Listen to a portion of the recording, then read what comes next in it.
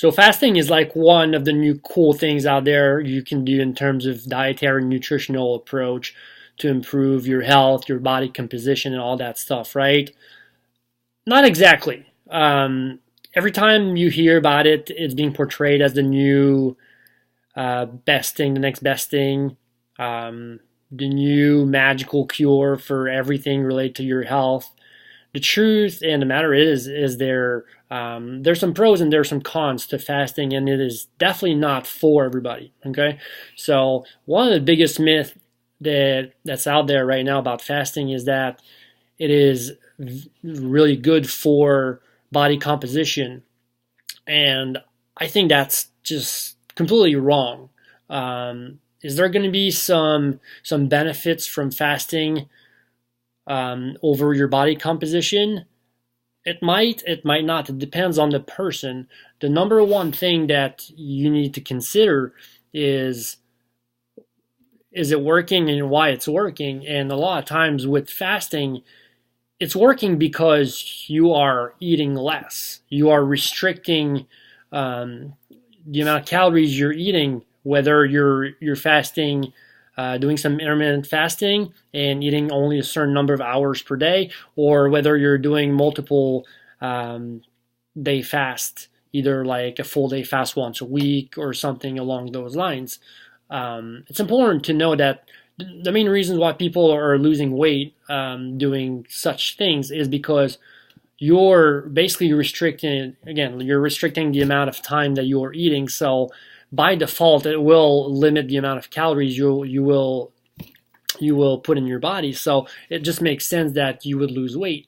Does it improve body composition? To somebody who hasn't taken care of their diet and nutrition before, maybe a little bit. For somebody who's an experienced lifter or athlete, or somebody who's fairly in shape and takes care of his body on a regular basis and starts fasting or intermittent fasting, I don't think that the body composition changes are going to be what is expected. And I've seen that a bunch of times with some of the people I work with.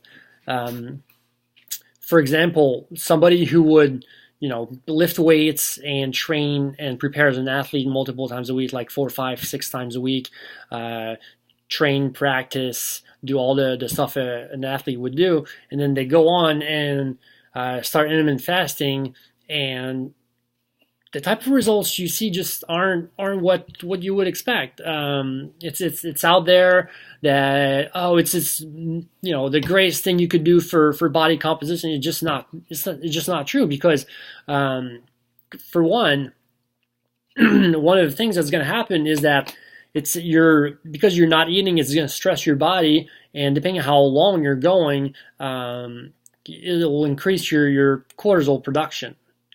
So that when your cortisol production is increased, then that affects your fat storage, and it's not going to be prone to making you lose fat. In fact, it's going to do exactly the opposite. When your cortisol is elevated more than it should, it's actually going to make you gain fat and accumulate fat. So that's kind of working against yourself a little bit there. Am I saying there's no benefits to fasting? No, absolutely not. I believe fasting is a really good tool for some people, but again, it's not like the cure-all thing. One of the things that I like about fasting, or a few things I like about fasting, is it gives your digestive system a break. So anyone who has any types of digestive issues, or leaky gut syndrome, or some sort of bacteria imbalance or bacterial overgrowth in the digestive tract, then for that type of people, it makes sense. Dr. Michael Ruscio, in his book Healthy Gut, Healthy You, gives a great analogy to the effect that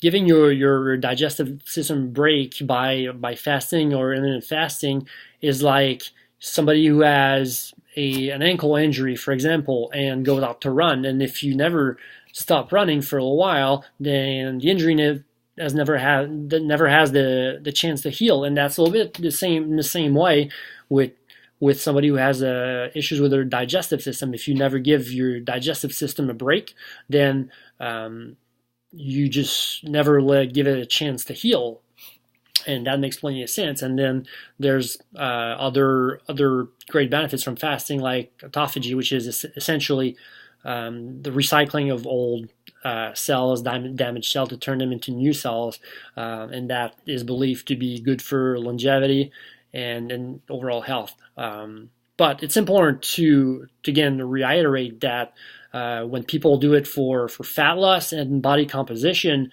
the main effect that you're getting is really from caloric restriction, and you're not really getting any benefit in terms of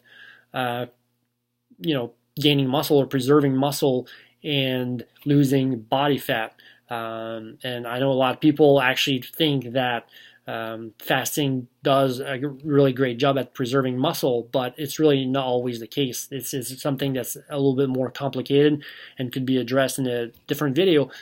But the truth is, it's just not as simple as that. And fasting is not a modality that should be used to improve your body composition. That's just the bottom line. So hopefully this video helps. Send me any questions you might have in the comment section, and see you next time.